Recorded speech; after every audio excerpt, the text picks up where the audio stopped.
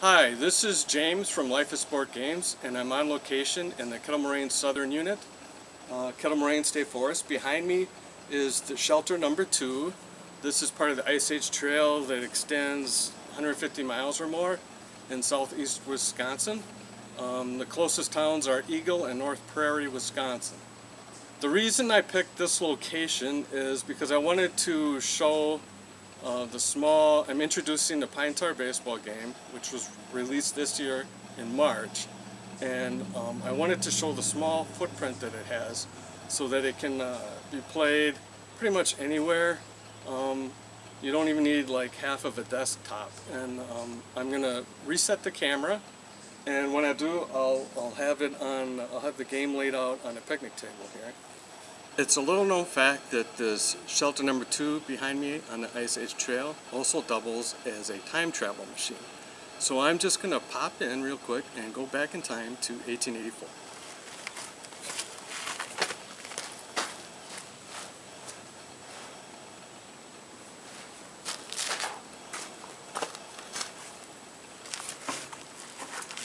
There, it's 1884.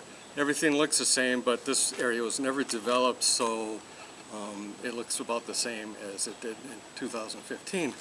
This introduction is going to feature 2 teams from the 1884 season, the New York Gothams at the Buffalo Bisons. And I'd just like to point out that a modern season's 2014 was issued with 3 batter columns. I had splits for VS left-handed pitchers, right-handed pitchers, and a middle column for runners in scoring position. And for the 1800 19th century seasons, these types of splits were not tracked or not available. So when you play these games, you use a single batting column, no matter if the pitcher's left-handed or right-handed, or regardless of the runners in scoring position situation. I'll put a slideshow into this demo that shows what some of the different season sets look like for the different seasons.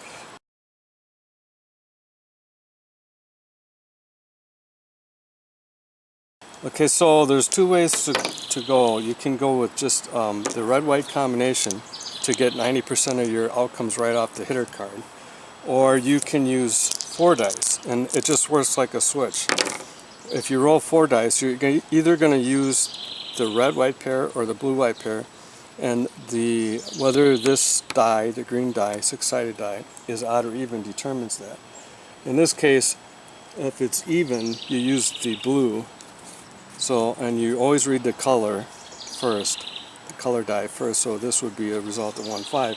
If this had been odd, a 1 or a 3, then you would use the red-white combo, 95.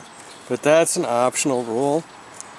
And there are a couple reasons that made that available, and I'm not going to go into that right now because I'm trying to keep this video down to 5 minutes. So just to keep things simple, I just use 2 die, and I'll probably do half an inning here, the top of the first, with Mike Dorgan leading off.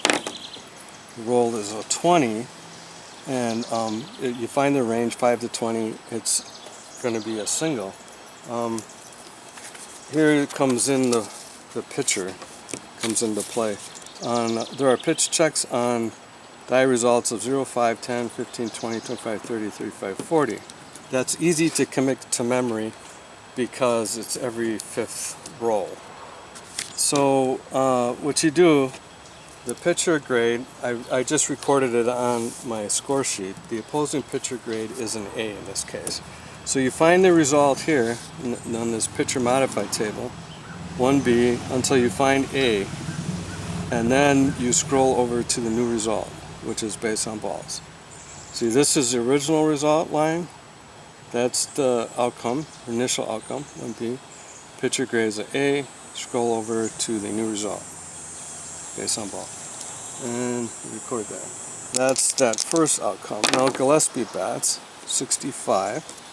Okay, that's falls in his ground out to second base. Now here, you get to use the ground out with runner on first column, ground out to second base, and you use the white die.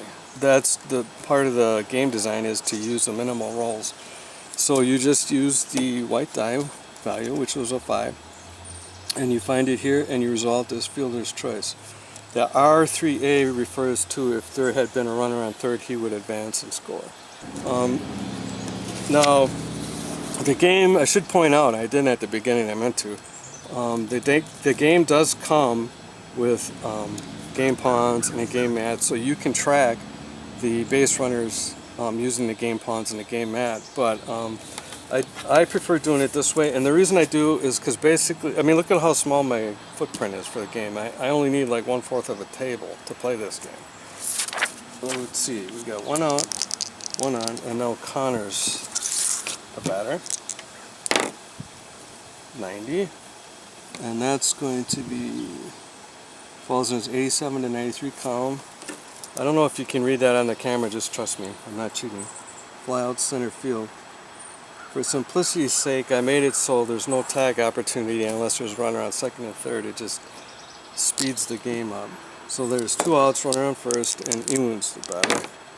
79, that is a fly out to right field, and that's the end of the inning.